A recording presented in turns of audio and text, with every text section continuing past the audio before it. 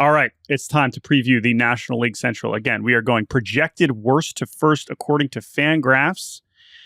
Now, we agree with some of these orders, some of them not, but in this division in particular, it's pretty jumbled together. So you could make an argument that we should be going in a lot of different orders, but I think we will fairly begin with the team that finished in last place once again, one of the worst teams in baseball over the last half decade. It is the Pittsburgh Pirates. Jake, why don't you start us off? How did they do last year, and then what did they do to maybe get better in 2025? Their 2024 over-under was 74.5. We both took the over, and we were right. 76 wins, still in last place. That was the second consecutive year that they finished with 76 wins, which is a good reminder that even though the Pirates are bad, they haven't been awful the last 2 years. They've just been regular bad. What did they do? Now, okay, we should also say, very notable part of the 2024 season was Paul Skeens showed up and was immediately a sensation. His starts were must-see TV, and he finished the year, I believe, with an ERA under 2 and won the NL Rookie of the Year in one of the greatest debut seasons in the history of the sport. And with that cornerstone in place, what did the Pirates do over the winter? Not much, really. No. They didn't spend a whole bunch of money like we've been hoping that they would at least start to do. They traded Luis Ortiz, one of their starting pitchers, for Spencer Horwitz, who was immediately injured and has not yet played yet. That was kind of their big acquisition offensively. They bring back Andrew McCutchen. Of course they do. They also bring back Adam Frazier for some reason. They bring in Tommy Pham. They sign Andrew Heaney, Caleb Ferguson, and Tim Meza, a trio of veteran lefties who will help this pitching staff that maybe didn't need their help, but we can talk about that in a second. But yes, the Pirates, again, to your point, 76 wins each of the last 2 years. They have not been that bad, but they've finished 4th or 5th in 8 straight seasons. They have the longest active postseason drought in the National League, second longest in Major League Baseball, behind the Angels. So it has been a while since the Buccos have been competitive. Is this the year they finally break through? Who is on this baseball team? Behind the dish, Joey Bart. Joey Bart, what? What's Joey Bart doing here? Well, he showed up in Pittsburgh last year and was kind of pretty good. Andy Rodriguez is coming back from injury. He will probably be the backup. Former number 1 overall pick Henry Davis. Maybe he will beat him out. Maybe. I think Henry will be the backup to start because Andy missed all of last season with TJ, and I would predict he's in AAA to start the season. At first base, the aforementioned Spencer Horwitz, but I think they're going to start DJ Stewart over there. Yeah, Horwitz hasn't played yet, so he's not going to be ready anytime soon, but it will be him hopefully at some point. I watched DJ Stewart acquire a first baseman's glove for use from a Rawlings representative in the clubhouse yesterday. So I was like, hey, he's going to play some first base. That's good. I'm glad that's your opening day first baseman. Really inspiring. Nick Gonzalez at second, Brian Hayes at third, Isaiah Kiner-Falefa at shortstop, the always intense Tommy Pham left, O'Neal Cruz moving to center field for the Pirates, Brian Reynolds in right, Andrew McCutchen forever at DH. He was actually pretty good. It's fine. It's a career achievement award that he has tenure with the Pirates. He could be there as long as he'd like, but he's not.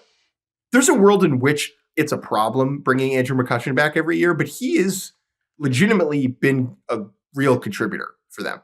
The starting rotation is Paul Skeens, Mitch Keller, Jared Jones, Andrew Heaney, and Bailey Falter. That is a very strong group, and there is a squadron of pitching prospects in the upper minors ready to add to it with Bubba Chandler and Thomas Harrington. Am I missing anybody else? Yeah, Braxton Ashcraft, Michael Burrows, Chandler is the big one that I think could make a Jared Jones type impact very soon. But there are guys there if and when Bailey falters. Killed it. Who's in the bullpen? Bullpen, David Bednar, Dennis Santana, Colin Holderman. One big question about this team. It's the same as last year. Who's hitting? This franchise has been pretty good at developing arms over the last few seasons. Homegrown arms. They have not been able to do that on the offensive side of the ball. So, who touches home plate here? Yeah, this was a bottom 10, bottom 5 offense by some metrics. And I mean, ceiling wise, that's the other thing is like the only one we see having a superstar ceiling is O'Neal Cruz, and he's shown flashes of that for sure. Now he's in center field. Brian Reynolds remains very good. Like he is still a very, very good hitter. He was very good again last year. But this offense and their acquisition, remember they bring in Brian De La Cruz as one of the most embarrassing trade deadline acquisitions. He was literally the worst hitter in baseball after they traded for him. They've just had a lot of hitters that they brought in who have been bad, or they're young guys like Brian Hayes, whether it's due to injury or not, have not taken the step forward that we've wanted. Nick Gonzalez seems like a solid contributor. You kind of know what you're getting from him. But yeah, how are they going to score? We asked the same question a year ago, but as the pitching continues to look even better, this is going to become even more frustrating because, again, I hear it with the Mariners. I've heard it for the last 3 years. You say, okay, great, you've amassed this amazing pitching staff. The envy of the league to have all of this young, controllable pitching, this cheap. All these guys are on there. I know, Keller's on an extension, but Skeen's on the minimum, Jared Jones on the minimum. You're going to have Chandler and Harrington and all these guys. Like this is what teams are dying to have. And if you can't score, it doesn't matter.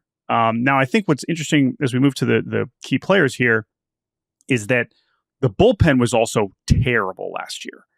And that was sometimes a problem where you did get these good starts. And Bednar, who had been awesome, I'll talk about him in a second, and Chapman and some of these other younger guys, you didn't even have that to support the starting pitching. So they have this core competency, it seems, around Skeens, who might be the best pitcher on earth.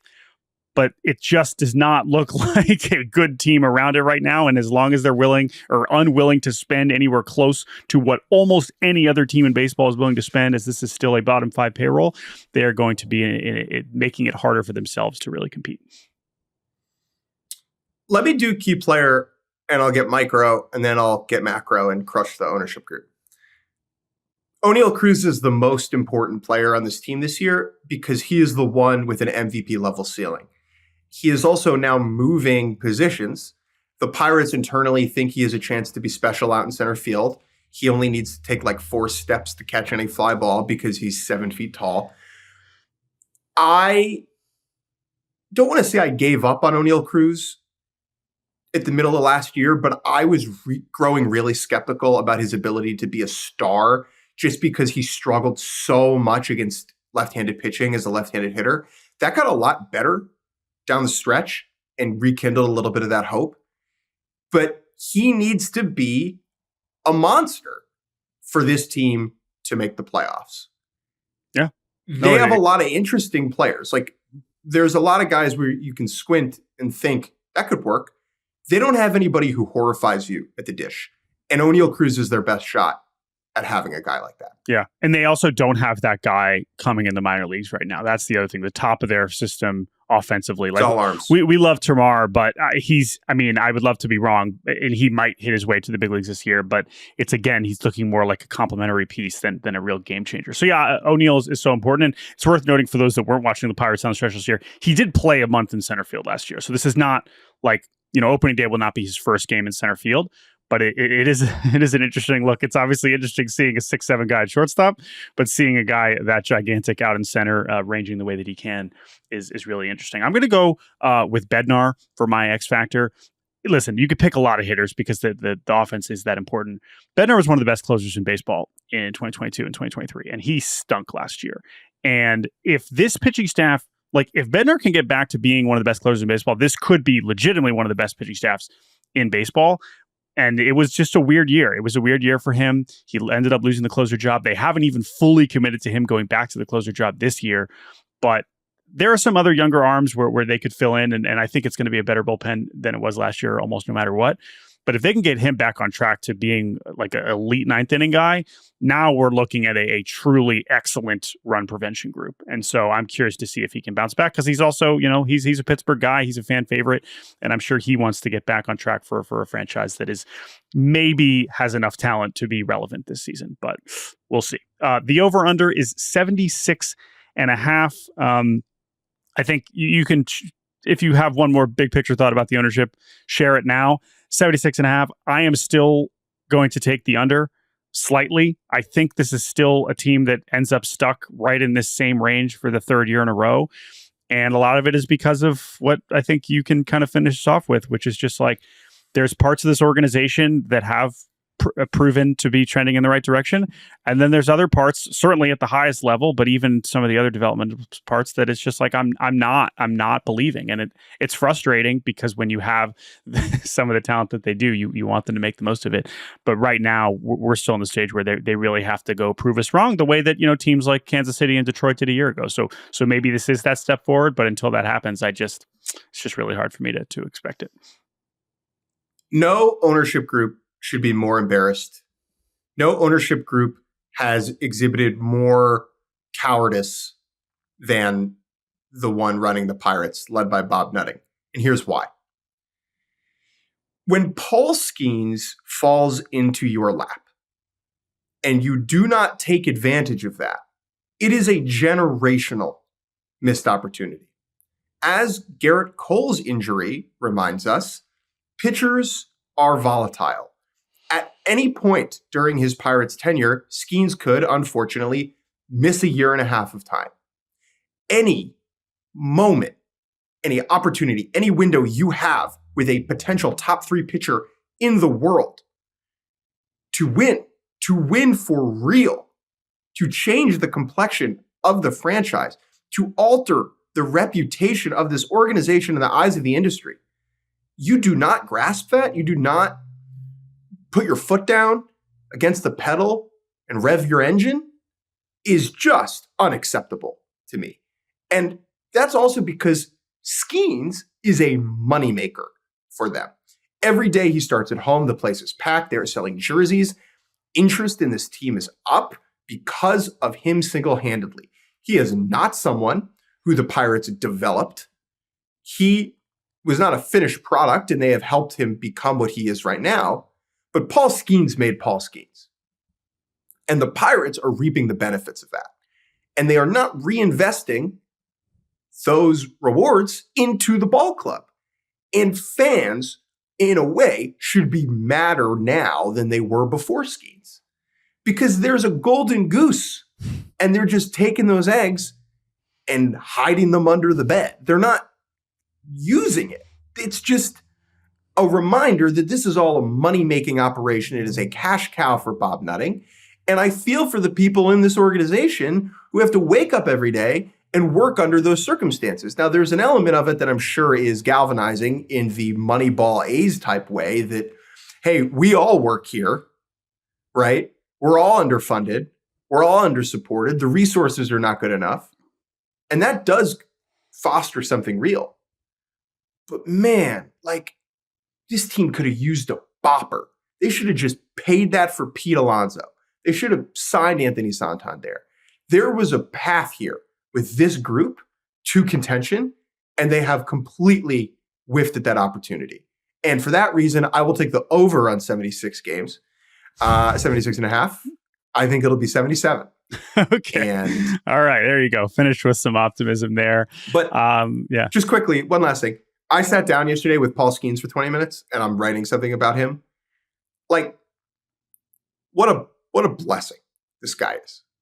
What a thing we are able and allowed to witness.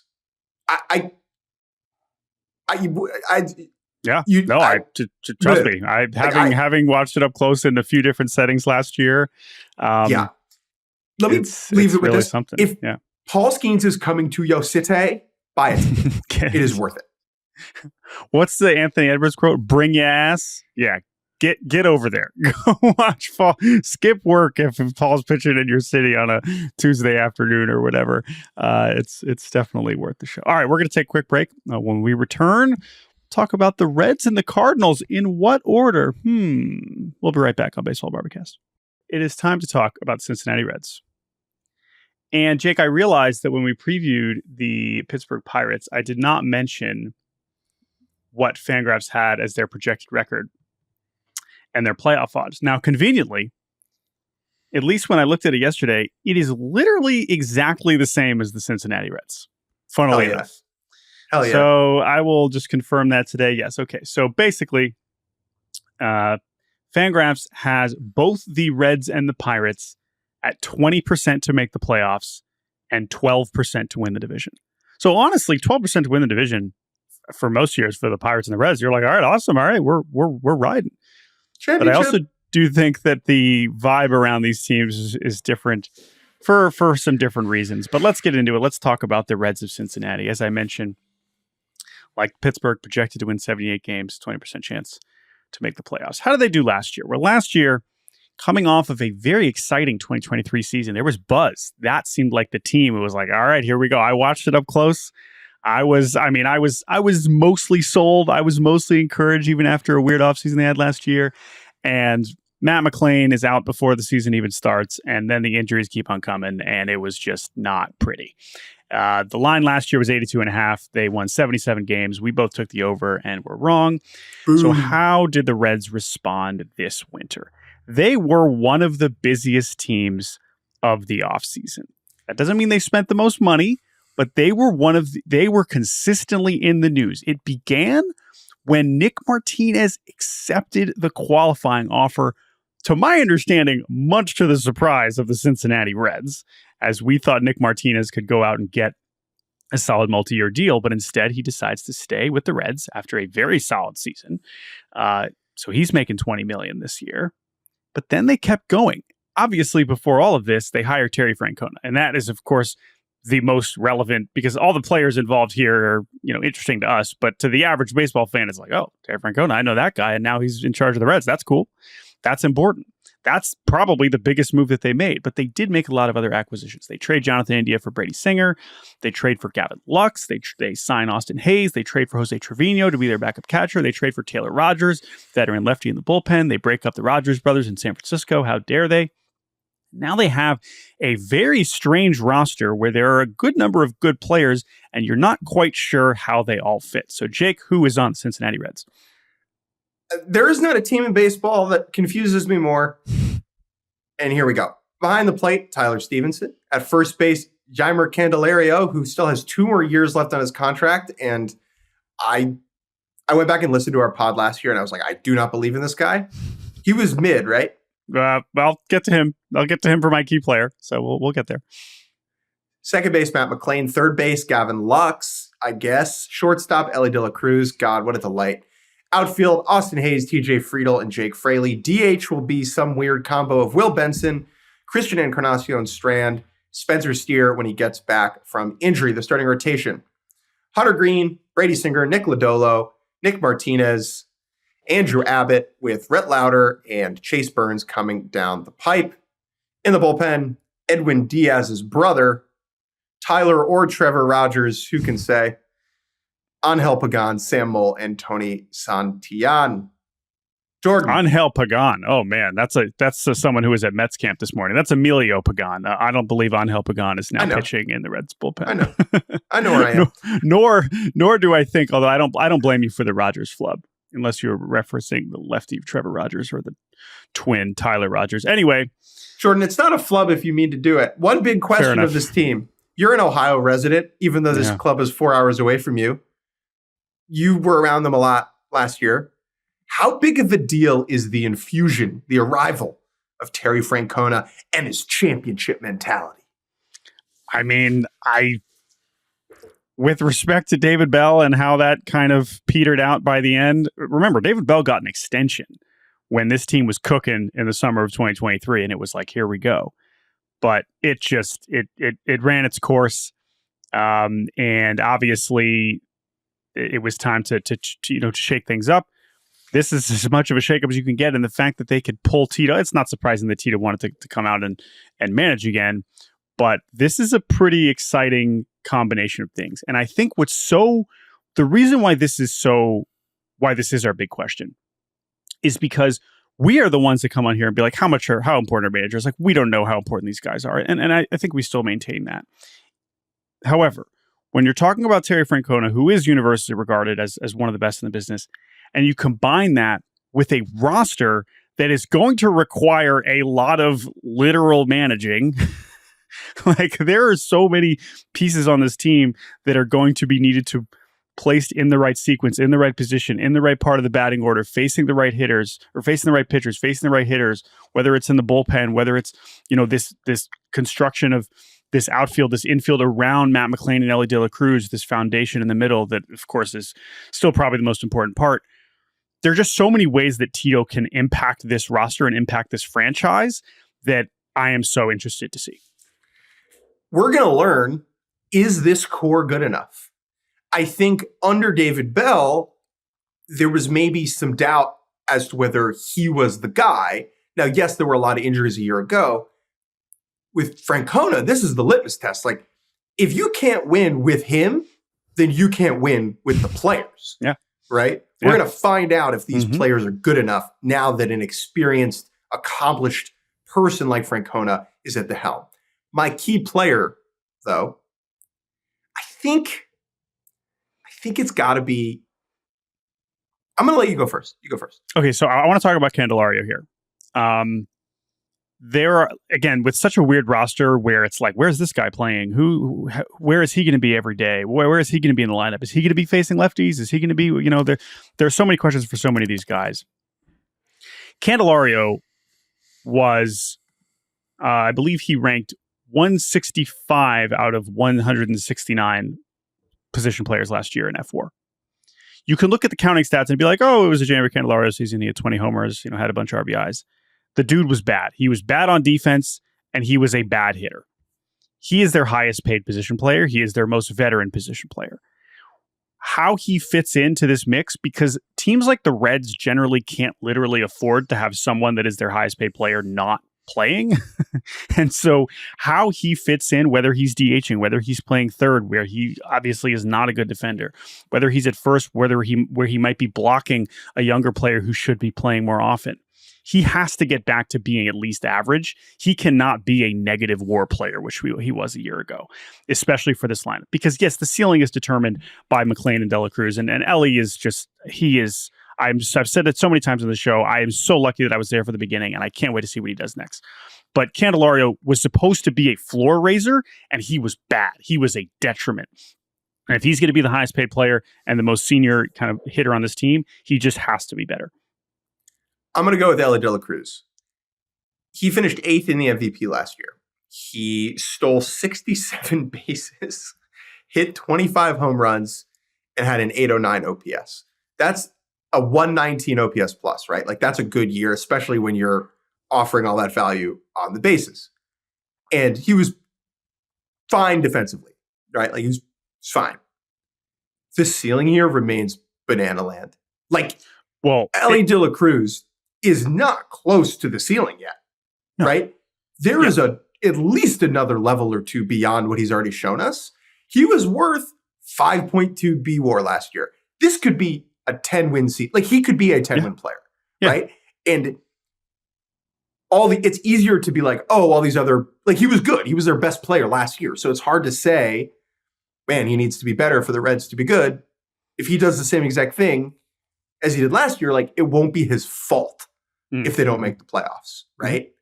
But boy, he could change it all. He could change this franchise. Yeah. Well, to me, it's very simple. He led the league last year in caught stealings and strikeouts. If he can, right? I mean, the strikeout rate last year was at, what was it, like 31%, which he proved he could still be an above average hitter, striking out 30% of the time. If that gets to 27%, and if he becomes a base runner where he's stealing at a more efficient clip, because last year, yes, he stole 67 bases. He was caught 16 times. I'll put it this way. It's very simple. He finished 8th last year. I'm taking the over on 8th this year. Yeah. Like, he's finishing higher than 8th this year, no matter how good the Reds are. That's what I believe. So whether that's first or second, who knows? But like, I think he is taken another leap. How much better he got from year 1 to year 2 alone should tell you how quickly this guy can improve. So yeah, he's the whole thing. He is another guy where you should appreciate him while you have him for a lot of reasons. Obviously, it's not as fickle as you have with a pitcher, but it's the same kind of thing. You have to be making the most of having someone like this on your team. Over under is 79.5. Man, so I'm feeling pretty good about this team. I got to be honest. We didn't really touch on the pitching, but I think that they've assembled enough depth. I'm a little worried about the depth of the bullpen, but I'm a Tito believer, and I doubt I'm going to pick this team to make the postseason, but I think they are finally going over 500 here. So I think this is 83 or 84 wins, and I think I might be picking them to finish second. We'll see. But yeah, I'm going over 79.5. I'm taking the over. I have decided every team in this division is winning 81 games. All right, our next totally team, valid. our next team is the St. Louis Cardinals, who have a projected record of 79 and 83, 23% chance to make the playoffs, 14% to win the division. Sound familiar? Their line last year was 85.5. They won 83 games. Jordan took the over. Boo. Jake took the under. Yay! 83 wins, but boy, it was a soggy, lackluster, uninspiring 83 wins. A lot of those, I think, came down the stretch, right? Like they were out of it pretty early, and it was just at no point did this smell like a playoff team. No. And then over the winter, they were the only team in the entire league to sign a single MLB free agent. Yeah. To not sign a single free agent, I guess you should say. Zero. Yeah. They spent $0. Nick Anderson on a minor league deal is like the only guy who's been in the big leagues that they signed. They spent 3 months talking about how they wanted to trade Nolan Arenado and then didn't. Some of that, whether that was their fault or Nolan Arenado's fault, it sounds like they had found a trade to send him to Houston, and Nolan said, no, not so fast. And now he's still on the Cardinals, which is very strange in and of itself. But now, after the least busy offseason of any team in baseball, they have a team that still looks fine. Behind the dish, they got not Wilson Contreras because he's moving to first. Ivan Herrera, Pedro Pages will kind of balance out behind the dish. Time out here. Yeah. Pedro Pages and Ivan Herrera. Mm-hmm.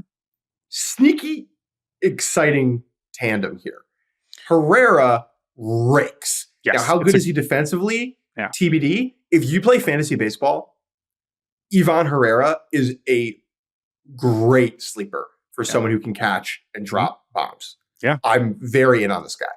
And Pages is the opposite. He's a fantastic defender. It is a really cool combination, and having those guys, and they got more catching prospects coming, by the way. Had Wilson Contreras, who was awesome offensively when he played last year. He was like, you know what? That's fine. I'll move to first. I'll stick around here. I want to be in the lineup every day. He was fine with it. And so now he's their first baseman, which will probably be an upgrade over whatever was left of Paul Goldschmidt last year. So this is probably a spot where they will improve. And now the Nolans. Nolan Gorman at second base, who looked like a future cornerstone piece, was totally really horrible. Bad. Really bad in 2024. Yeah. Nolan Arenado was sufficient. He's a future Hall of Famer on the downslope of his career, and that's fine. Does he finish the year here? Who the hell knows? Shortstop Mason Wynn, just an amazing year. I believe he was a 5-win player for the Cardinals. Yep. He's still only 23 and will be a part of this team for a long time. The outfield is Brendan Donovan, one of the best Swiss Army knives in baseball. Center is Lars Nootbaar. And right is Jordan Walker, who, we'll get to him. DH Alec Burleson, who rakes sneaky. And then the rotation, no one really throws above 93 miles an hour. Sonny Gray, who, boy, I want him to get traded for his own sake so he can pitch in competitive games. Eric Fetty, who I feel the same about. Miles Michaelis, Andre Palante, and Steven Matz. The bullpen, Ryan Helsley, who throws, I think, harder than all those other guys combined. Matthew Liberatore, and Jojo Romero. One big question for you, Jordan Shusterman, about this team. What does a successful season look like for the Cardinals, who are clearly not actually trying to win the World Series? Yes, that is how they have acted and spoke. However, the roster, again, we had the same question for the Marlins. We know, okay, what does success look like for a team that's probably going to be one of the two worst in baseball?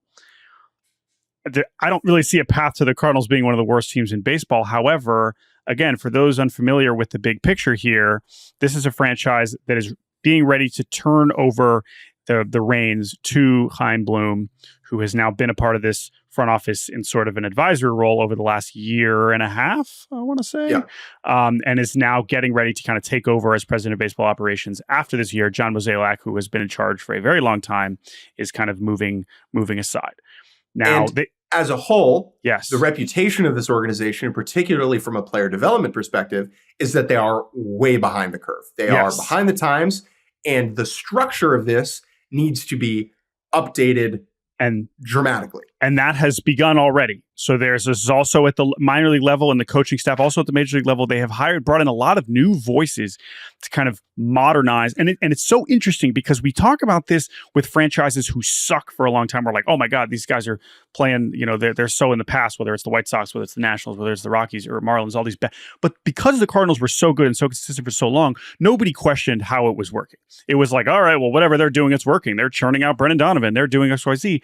And then suddenly you looked up and you were like, wait a minute, something is off because now we do not have a roster that is competing and we do not really have the leadership or the path forward and the development status recently to where we can actually, it's clearly something right now. Clearly the magic right now, they needed to update things. And so that process is underway. But unlike the Marlins, they have not turned the roster over. They have not ripped it up from the studs. They have not traded players away from prospects. Now, I think part of that is so that they can see what they have. I think Chaim Bloom may do that next year, depending on how players perform this season. They may do it this year still. This year. But I do think in the final year of John Mozeliak, who's been there for so long and has contributed to a lot of success during this Cardinals tenure, I'm curious if they have any emotional cling to the players if they are kind of in the mix in the middle of the season. And so for me, here's what a successful season looks like. Clarity. Yep. I either want this team to know that they're bad or good early, because if they're in the middle, that's how it gets ugly. Well, and it's just an interesting thing to wonder if they were able to trade Nolan Arenado in December, if Sonny Gray and Wilson Contreras, who have no trade clauses, said, yes, I do want to leave, which they didn't do, they probably do trade all those guys and they probably trade Helsley too, right? Like there was a version of the offseason where they did strip it down and it was an entirely young roster and it was like a more traditional reset year. Right now, I just think they have too many good players to be totally out of the mix. But I think they're more likely to just end up they'll be like, 5 or 6 games out come the deadline and they say, sure, we're technically still in it, but we have to do what's right for the organization. And they trade those guys away. Because Helsley in particular, I mean, these other guys are a little bit more complicated because they're owed more money and they have longer contracts. Helsley's one of the best relievers in baseball. And he has 1 year left on his deal. Like this is a guy for a team that does not intend to win a championship that you should be trading for a haul. They've obviously decided that they think they can get more for him at the deadline than they can right now. Maybe that's true. Maybe it's not.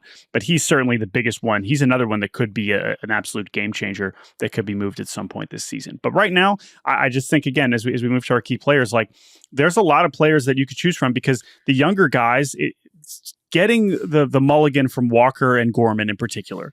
Jordan Walker felt like he was my key player a year ago, and he's probably my pick still now. This dude's he's younger than Dylan Cruz, right? Giving up on this guy does not make any sense at this point. How they handled him, where just throwing him into the outfield and hoping for the best they have not handled Jordan Walker well. He has obviously not responded particularly favorably in certain cases. He has not performed in ways that you would expect for someone who is that productive as a rookie, but the talent is still in there. Even if he's not going to be a great right fielder, this is still a bat I think they want to and believe they can build around, but he has to start showing that again. And then Gorman, who's more of a volatile player because of the strikeouts, both of those guys, they have to find, when we talk about finding out what they have, Gorman and Walker are at the top of that list because I think they know what Newpar is. I think they know what Donovan is. I think Wynn, of course, was a huge breakout. Those are good players, but these are the two that could swing a lot, and we need to know if they're definitely part of the next good Cardinals team. I'm fascinated because the hitters are relatively young, and a lot of it is Jordan Walker good? Is Nolan Gorman good? Can Alec Burleson do that again? Can Mason Wynn continue to improve? Where on the pitching side, I mean, there's a lot of old dudes they're kind of set, right? It's like Sonny Gray, Eric Fetty, Miles Michaelis are all 32 and over. Steven Matz is 33. So for me, my key player, I'm going to kind of go off the board here. And I'm going to take Michael McGreevy. Yeah. I mean, this is a category of pitcher that I think is very important. So McGreevy had 3 starts in the big leagues last year for the Cardinals and was really good. He is probably going to start the year in AAA, though he's in the mix for a rotation spot. He's 24, turning 25 soon. They need to prove that they can develop a pitcher. That has been, in my opinion, a bigger issue for them than on the hitting side, where they've continued to churn out Wynn, Donovan, etc. Yeah. The arms have just been so blah. So this group of like McGreevy, Matthew Liberatore, Tink Hence, eventually Quinn Matthews, having any of those players show that they can be on the next great Cardinals rotation for a long time, I think that's a very important part 100%. of their season. I'm so with you, just because we do not know what this, because of the contracts, because of the age of these other pitchers, the 2026, let alone 2027 rotation is very difficult to visualize right now. Yeah. I hope that a year from now, a couple of those arms, whether it's Matthews after his amazing season last year, whether it is McGreevy, Tekoa, Roby, like they have guys in the upper minors, but they have to prove that they can become those next arms. So I think that's a great pick. Over-under. Ooh. 76 and a half. Here we are again, 76 and a half. So this would reflect, this is not a team that wants to be good. To me, they will be on pace to win more than 76 and a half games. And it's just about how dramatically they veer towards the under in the second half because of the deals that they make. I think I'll still say over. I'll still say over slightly. But I recognize that they could pivot pretty hard and be pretty bad if especially if those pitchers are not showing up in the second half. Like the pitching staff, once they trade some, if and when they trade some of these guys, could be pretty bad. So that would be the express lane to a 72 win season. I'll take the under. I think they will trade away at the deadline, and that will sink them in the second half. Yep. So I will go with the under. I do think this club will finish fifth. I'm actually headed over there in about 20 minutes. So all right. I will tell you, I will know more after that, which is useless for the listeners. Let's take a break. And when we get back, we'll do the Brewers and the Cubs. And welcome back to Baseball Barbacast. Before we get to the Brewers and the Cubs, allow me to remind you that fantasy baseball season is here. We cannot encourage you enough to do it with Yahoo. Yahoo Fantasy Baseball. It is time to start that long journey towards that coveted 2025 Fantasy Baseball trophy. Join a league with your crew. Start preparing for your draft. Opening day is coming up. If you don't have a league to play in, we've got plenty of public leagues. You can start drafting instantly today. Sign up in the Yahoo Fantasy app or head to yahoo.com/fantasybaseball. Jake Mintz, it's time to talk about the division champs, the Milwaukee Brewers. No, they are not projected to defend their title, as Fangraphs has them at an even 81-81, 34% chance to make the playoffs, 22% chance to win the division. What happened last year? Craig Counsell left, and they traded Corbin Burns, and everyone was like, don't worry about the Brewers. They're not relevant. And then the rest of the division was so mid, and Pat Murphy was like, let me cook. And the Brewers won 93 games and they won the division. And then they had their heart ripped out by the New York Mets. Remember the feeling, those back-to-back home runs, Jake Bauers, Sal Frelick. Oh, the Brewers are going to beat the Mets. And then Pete Alonso said, not so fast. Since the Brewers were in the 2018 NLCS, that 7-game clash with the Dodgers, one of the better postseason series we've had over the last 10 years or so, Brewers are 2-10 in October. Ouch. So they've been in October plenty. Postseason 6 out of the last 7 years. But they have not been able to really make that deep run. But their line last year was 76.5.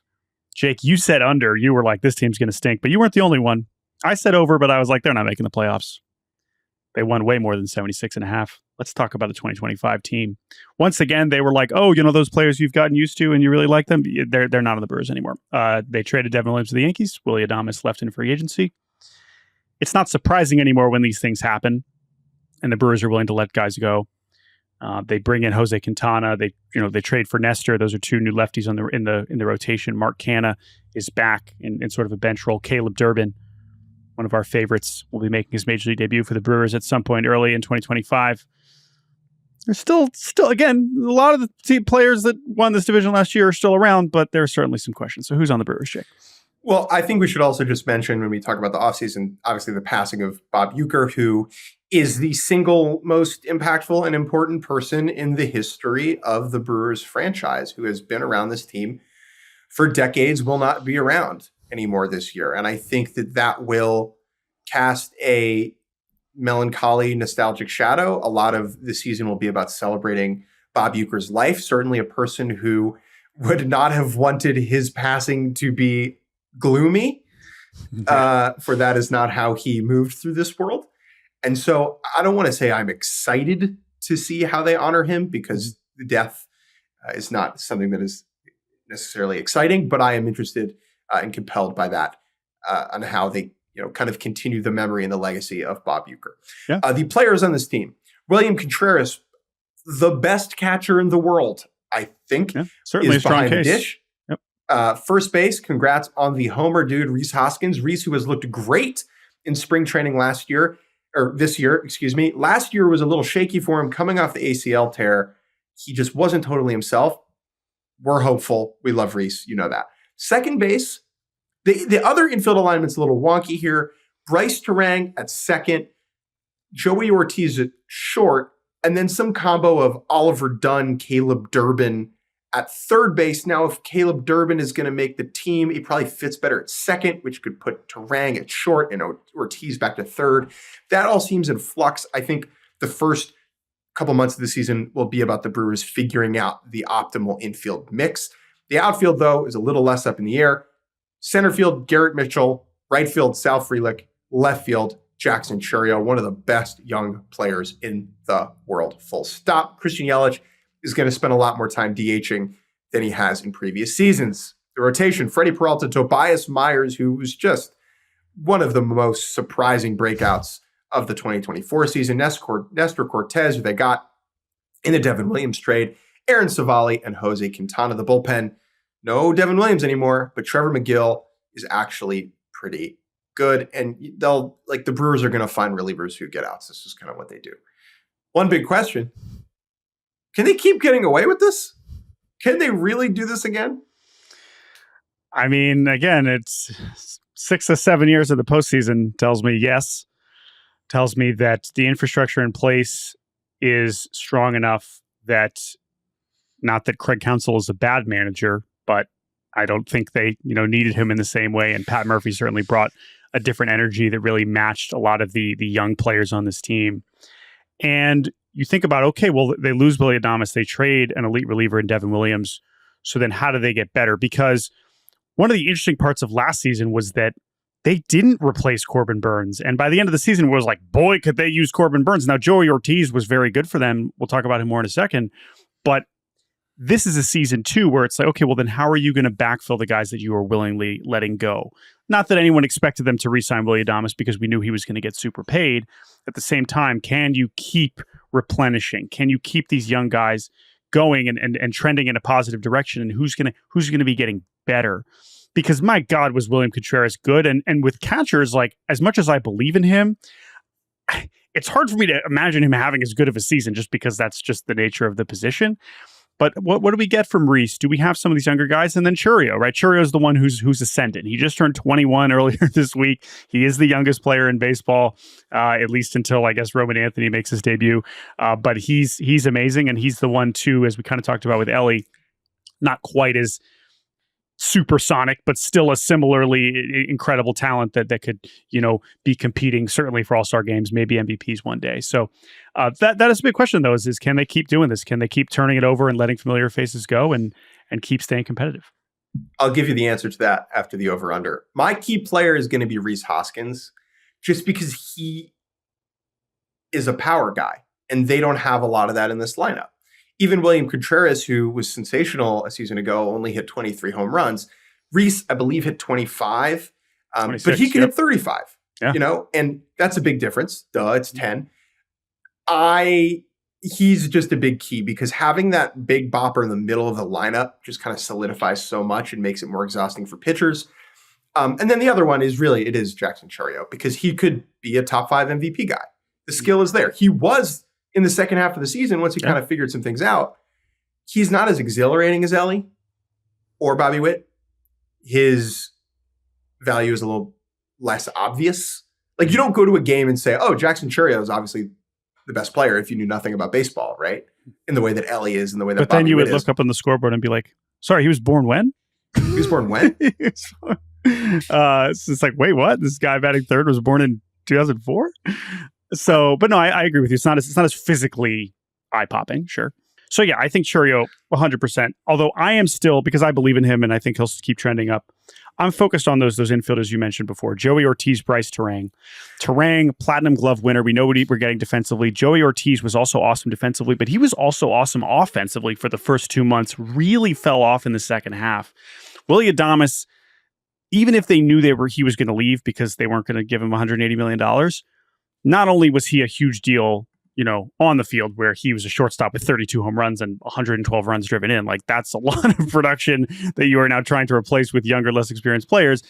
Also a massive deal off the field. Not that they don't still have a lot of leadership in there, but we know how much of a connector that Willie is. And he's also part of why the Giants were so excited to get him. And so, not that I think this clubhouse is going to fall apart, but I just know how important Willy Adames is to a clubhouse. As cliche as that sounds, like that, he is one of the guys where I will happily say that with a straight face and believe that it is important. So I think Ortiz and Terang are really interesting no matter where they're positionally fit in. And then the other guy I have to mention that I don't even think we've said his name yet is Brandon Woodruff. Coming back from shoulder surgery, having missed the whole year a year ago. We have Yelich coming back from back surgery, and that's important too. But I mean, Brandon Woodruff was one of the best pitchers in baseball before he went down. But shoulder surgery is scary, and it's not as much of a like, oh yeah, he'll be back. We'll just be patient and he'll be back, the kind of way we talk about with elbow surgery. So I think he just actually threw to hitters earlier this week for the first time. So I don't expect to see him that early in the season.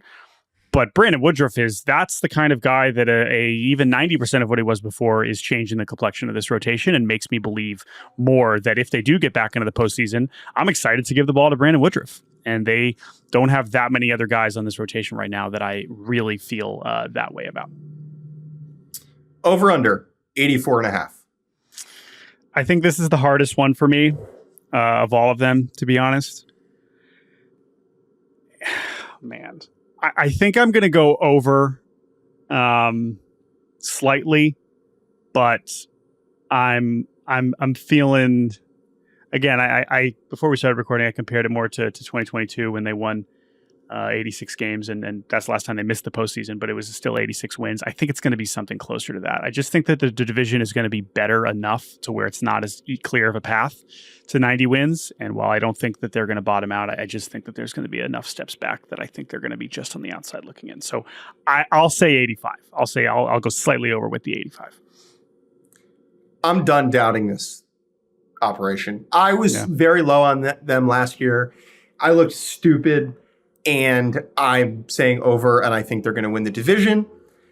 Here's the deal. There are really three teams that operate like this, where if a player gets close to free agency, they're gone. And have success, right? It's Cleveland, it's Tampa, and it's these guys. The difference is these guys in Cleveland have a cornerstone franchise icon in the middle of it with Jose Ramirez and Christian Yelich. And the other difference between this group and Cleveland is there is a paradigm-shifting young dynamo coming up from the bottom, and that is Jackson Chourio. And I think that is a separator.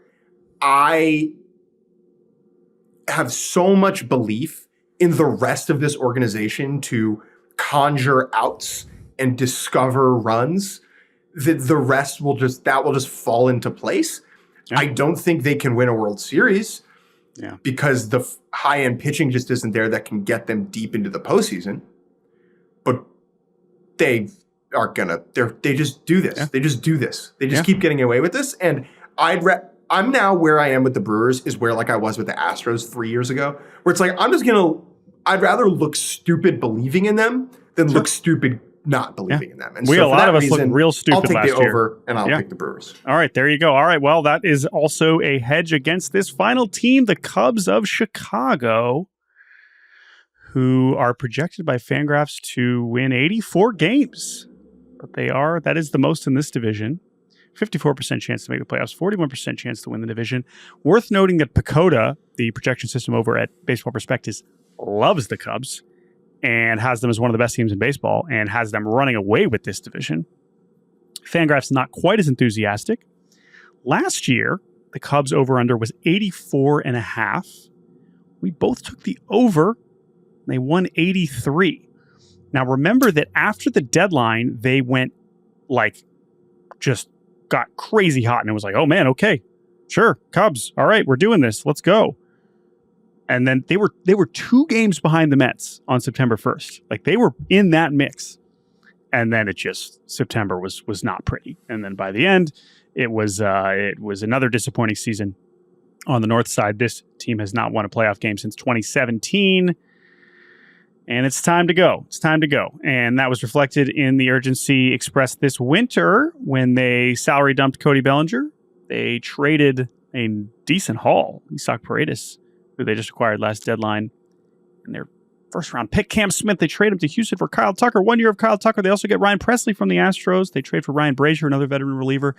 They signed some other veterans, John Birdie, Carson Kelly, Justin Turner, Gage Workman. What a Rule 5 pick that's looking to be. Love that guy.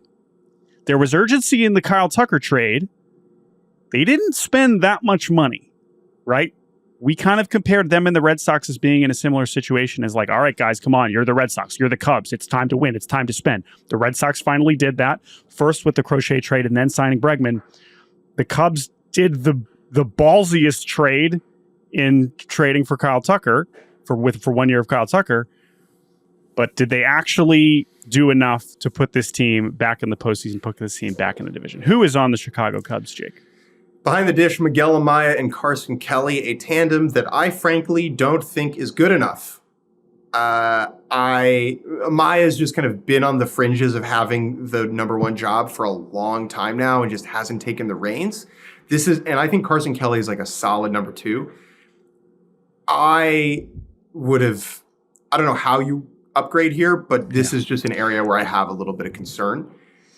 First base, Michael Busch and some Justin Turner from time to time. Nico Horner will be at second. He is hurt. Third base is going to be a Matt Shaw, Gage Workman tandem, which is hilarious. I think by the end of the year, it'll be mostly Shaw. I'm not as much of a believer in Workman as you are, and I will take the prospect pedigree of Shaw. Shortstop, Dansby Swanson. Outfield, Ian Happ in left, PCA in center, Kyle Tucker in right, and Seiya Suzuki at DH. That's just a fun quartet of players.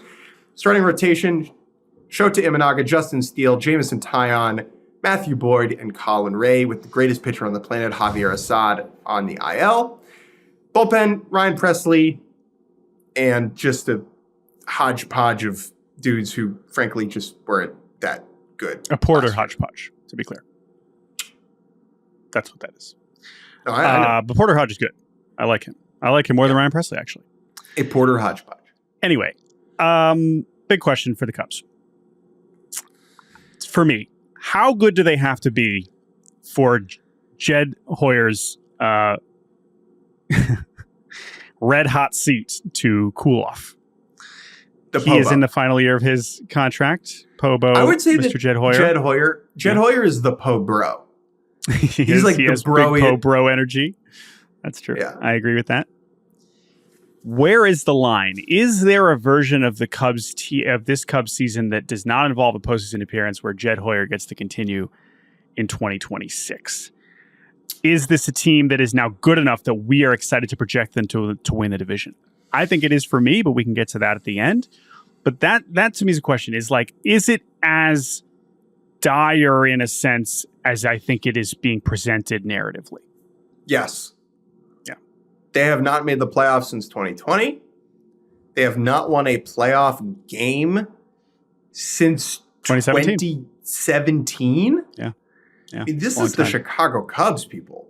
Yeah. All right. I know you fans went 7,000 eons and without a World Series title, but this is a different era. What are we doing here? And I think if Jed Hoyer he became the big boy, I believe, in 2020, right? Mm-hmm. So it's you've had 6 seasons. If you can't do it in 6 seasons with the resources, now, yes, they should be spending more than they are, but it's still a lot. They still have resources. This is still the Chicago Cubs, right? If you can't do it now, I agree. It is time to maybe make that change. I think he has to make the playoffs, or else you change the leadership here. Yeah. Well, I'm also just compelled by that because of Council's role in that, right? I mean, how disappointing his first year as this historic, shocking, one of the more shocking managerial sequences we've ever seen, him leaving Milwaukee, getting this record deal in Chicago that I guess has since been usurped by Dave Roberts. Congrats to Dave Roberts on the extension. But this is, I don't think anybody blamed Craig Counsell last year, but you were also hoping that he would help them get over the top last year. And whether it was his fault or not, it didn't happen for whatever reason. let's get to the key players. I'm going to go first and just do the obvious. I don't need to overthink this one. Kyle Tucker is one of the most important players in the 2025 season across the board. This is a player who has been almost hiding in plain sight in Houston as one of the best players in baseball, behind a bunch of other really awesome players who are way more famous. But what he did last year in part-time because he was injured was unbelievable. And I think that when we talk about Kyle Tucker, it's not just that he had been very good for, the 3 or 4 years prior. It's that last year it took another step up. It took a step up to where the OPS was closer to 1,000 than 900, and he was walking more than ever, and he's still an impact base runner, an impact fielder. This is the kind of game-changing offensive talent that the Cubs have been looking for. But it's 1 year.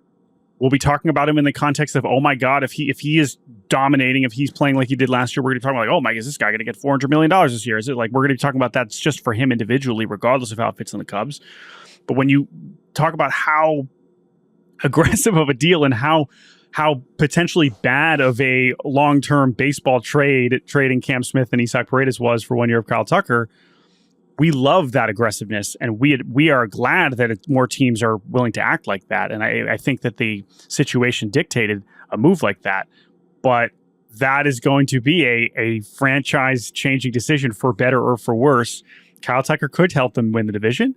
And if he doesn't, whether that's his fault or not, we will be having a lot of big conversations about that trade for a long time, because Cam Smith, who now looks like he's going to be in the big leagues already for good parts of the season, and Paredes also might be awesome for Houston, right? Like, he's another interesting part of that deal that they acquired and then immediately flipped. So he is just so important for so many reasons, for him as an individual going into free agency, and of course as one of the best players in baseball that the Cubs desperately need to play like that if they want to get back into the postseason. I will go with Pete Crow-Armstong, who you wrote about this week. PCA, as he is delightfully known, the speedy center fielder. This is a singular character of a human being. He is a Gen Z Energizer bunny. PCA can do things on a ball field that other people can't do. And that is because his speed is a game-changing asset. It helps him in center field, and it helps him on the bases, and it raises the overall floor of his value. He does not need to be even an average hitter to be a helpful player.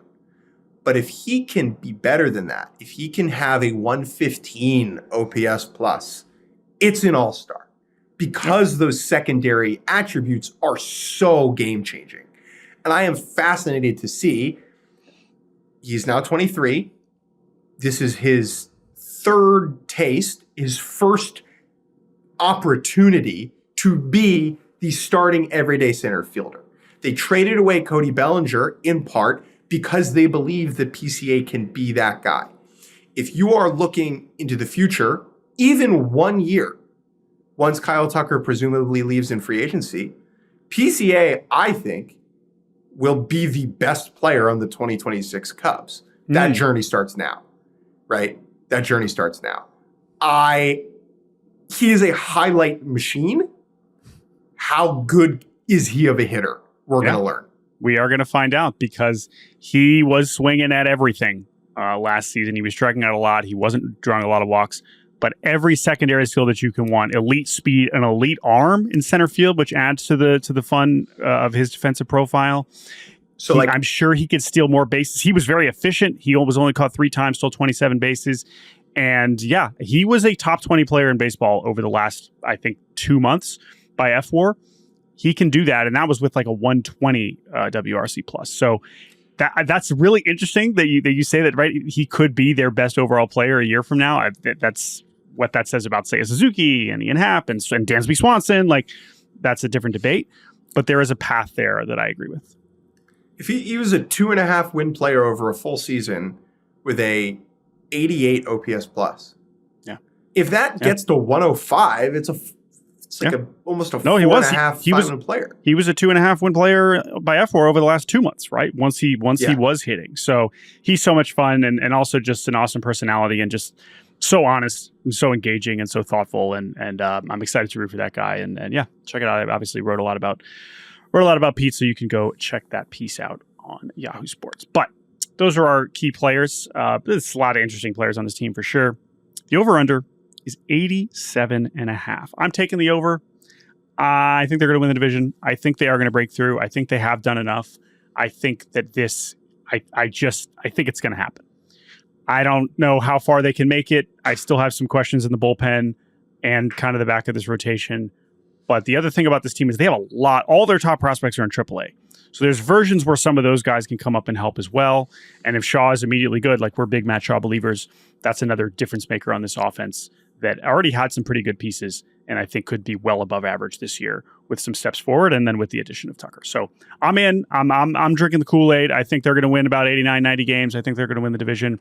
Maybe it's a basic take and they'll disappoint again, but I'm in. I think the Cubs are going to do it. I'll take the over and pencil them in as a wild card club. Okay. I think the depth is much better than it's been in previous seasons to handle injuries when they come. I like the arms they have ready to bring up. Jordan Wicks, Ben Brown, Cody Poteet, Cade Horton. Yep. That compels me. I think this bullpen simply just has to be better. It can't be that bad again. It won't be that bad again. I still think the ceiling from an offensive perspective just isn't really that high. There's a lot of guys I like and not a lot of guys I love. Still, I think there's a playoff appearance here for the Cubs. This is a good place to end. Last year, the NL Central's second place teams, which was the Cardinals and Cubs, had the fewest wins of any second place teams. I bring that up to say, you mentioned the Cubs as a wild card team. In this National League, and this is going to become more relevant when we preview the NL West on Friday, is there room for a second NL Central team in this postseason race? That is what is really compelling here. I don't think so. I'm going to pick 5 wildcard teams. There you go. You'll just say, screw the rules, let them all in like it's 2020. I don't think so. I think the Cubs are going to get in, and I think that the Reds and the Brewers are going to be pretty okay, but not good enough to be better than some of those NL West and NL East teams. But maybe you're right. Maybe that there is enough room for both the Brewers and the Cubs in the way that we obviously did not think there was room for the Tigers and the Royals last year. So would it be that shocking? It's baseball. But that is, I think, a good place to kind of finish off there with our NL Central preview. We did it. We previewed another division. 4 more to go. NL West on Friday. I'm going to New York next week to hang out with you and wake up at 6 a.m. and watch the Tokyo series featuring those Chicago Cubs and the Los Angeles Dodgers, who we will talk about on Friday. Thank you to Carter Singh for producing this episode. You can email us at baseballbarbacast@gmail.com. Thank you to those who sent life advice for me turning 30. I really appreciate it. Woo. And we will talk to you all on Friday. Thanks for listening.